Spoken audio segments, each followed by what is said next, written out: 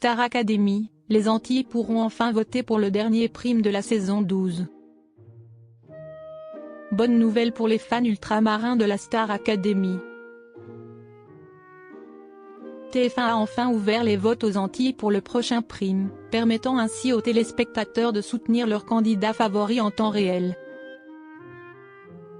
Une décision qui intervient après les vives réactions suscitées par l'absence de prise en compte des votes antillais lors des précédentes émissions. À l'approche de la grande finale de la Star Academy, prévue ce samedi 25 janvier 2025, les deux finalistes, Marine et Bonnie, vivent une semaine intense au château de Damary-les-Lys. Entre l'enregistrement de leurs singles respectifs, la venue des anciens élèves de la promotion 2025, et les répétitions pour le prime, le planning est chargé. Chaque détail compte pour offrir une performance mémorable et tenter de remporter cette édition tant convoitée. Le prime du 24 janvier sera une soirée importante, comme l'a souligné Michael Goldman lors du dernier débrief. Le show du 18 janvier a été marqué par l'élimination de Franck, laissant Marine et Bonnie en lice pour la finale. La soirée a été rythmée par des duos avec des artistes de renom et des tableaux époustouflants.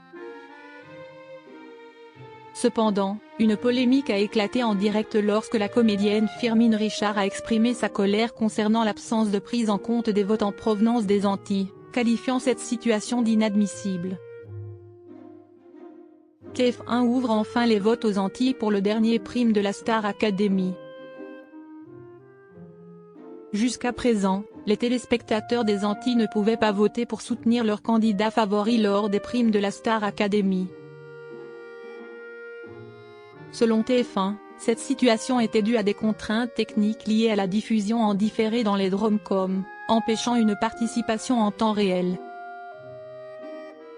Face aux critiques et aux revendications des téléspectateurs ultramarins, TF1 a finalement décidé d'ouvrir les votes aux Antilles pour le prime de ce samedi 25 janvier. La Guadeloupe, la Martinique, ainsi que la Guyane, la Réunion, Mayotte, Saint-Martin et Saint-Barthélemy pourront donc soutenir leurs candidates préférées.